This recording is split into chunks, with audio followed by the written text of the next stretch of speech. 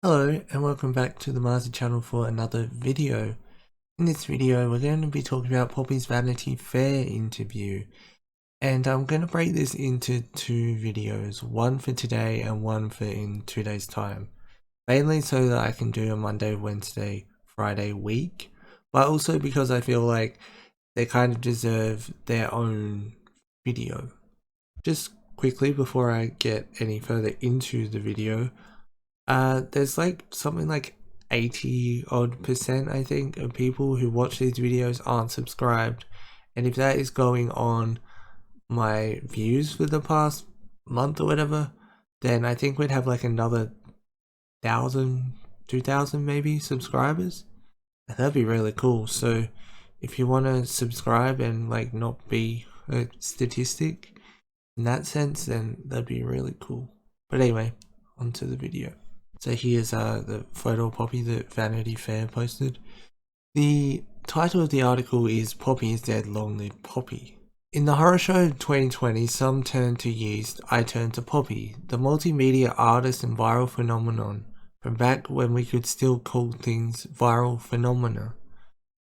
It seemed apt to devote some time to the internet it girl during a time when live music was relegated to Facebook and stand-up comedy was stuck to Instagram, when dance parties had relocated to Zoom and a museum visit was only possible via Google Street View technology.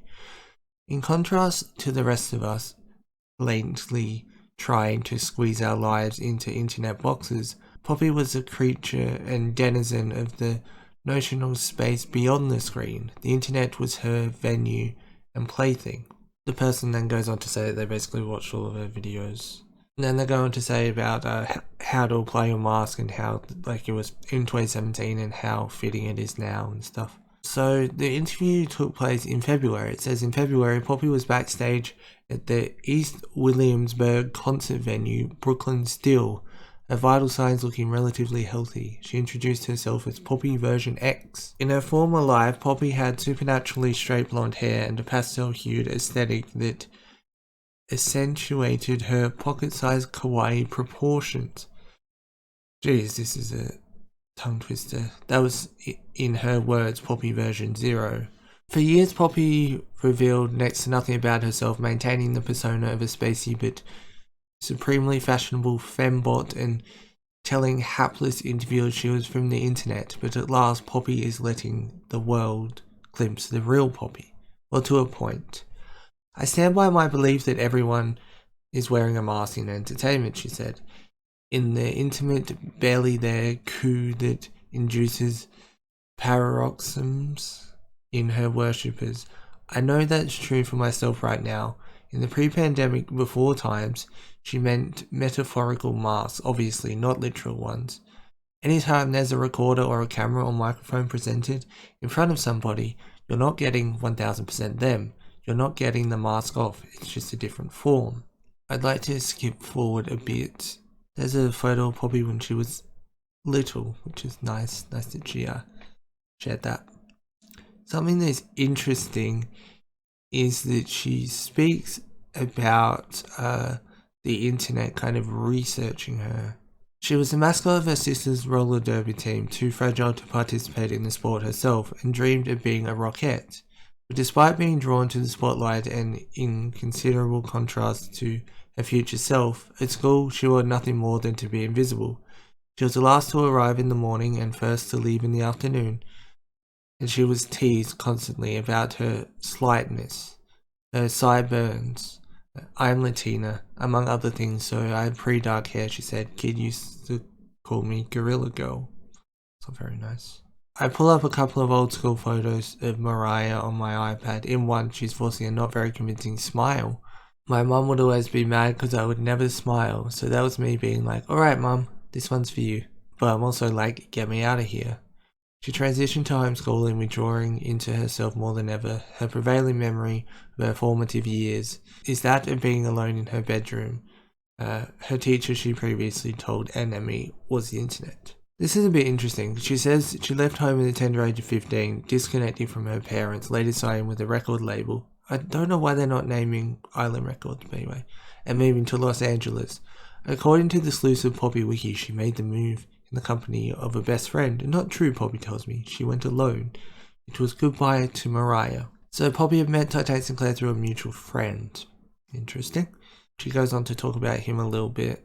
There's comparisons to David Lynch and Twin Peaks, I suppose. The second video is going to be about Sinclair, because he actually says something, or they interviewed him or asked him in this same interview, and I thought that was really interesting. It's truly the naive version of me when I was younger, tapping into what it was when the world was being looked at through rose-coloured glasses, when I was very idealistic before my mind or thoughts were dirty by anything that was on the outside. It's Poppy seeing things for the first time, products or animals or plants or whatever it is. Poppy was saddened by all those cyber detectives trying to uncover her real identity and puncture the mystery. There was a very brief but wonderful time when, for example, ancient yearbook photos of her hadn't yet surfaced online. She compares it to the 2017 Hollywood Report article that revealed the identity of pink convertible driving LA icon Angeline? Never heard of her. I was a bit bummed out that people don't want to just let something like that live in the world. They want to dig in and get to the bottom of it, let it live. Now, I found this interesting because that's kind of what my channel is, and I feel a little bit bad about that, because I was kind of thought that they were kind of trying to fool us, but by the sound of this, they were doing it because they wanted there to be that ear of mystery. Air of mystery? Ear of mystery, whatever it is. Increasingly, Sinclair came across as the author of the project, Poppy's spokesperson, controller, and keeper. In joint interviews, he casually broke the fourth wall, chatting uninhibitedly to the press about artistic intentions while Poppy remained frozen in character. According to Poppy, that puppet/puppeteer dynamic carried over unhealthily into real life. This was one of the more interesting things that I found in the interview. Some of Poppy's fans began perceiving what felt like dark clues in the video, speculating that Poppy was Sinclair's hostage, that the videos were secret cries for help. On one level, that stuff was just another intentional and satirical layer of the project. As recently as last November, Poppy had told NME, the narrative that we created in order to tell the story of the first album was very much Titanic is the bad guy and he's the leader, which I think is funny because it's not true. But Poppy tells me she realized later that the conspiracy theory mongers were picking up on something quite real.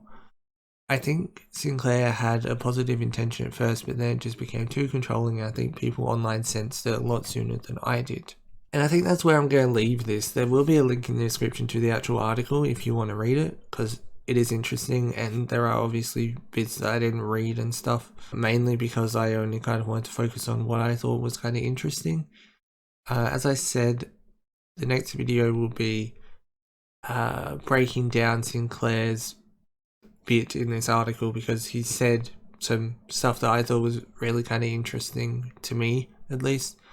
And I thought that deserved its own video. The stuff in between what I was just reading and where Sinclair kind of comes into it is just this stuff that you can imagine about writing I disagree and her leaving Sinclair in that partnership and stuff. But as I said, there will be a link in the description to the article if you want to read it. If you did enjoy the video, leave a like. If you are new here, don't forget to subscribe and turn on the notification bell if you never miss an upload. And I shall see you soon for more content. Peace.